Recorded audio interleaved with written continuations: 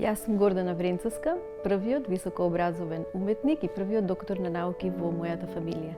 Бидејќи припаѓам на сферата на образованието и уметноста, сакам да потсетам дека пристапот до високото образование мажите го имаат цели 800 години пред жените и целосно доминираа во уметничките професии.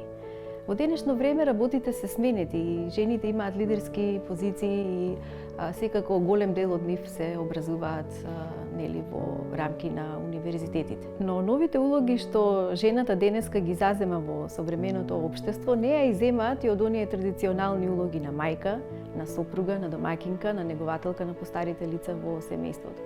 Затоа прашањата за родова еднаквост се уште покомплексни и секако се уште актуелни. Но треба да бидеме свесни дека дискриминацијата кон жените не доаѓа само од страна на мажите, туку и од страна на жените.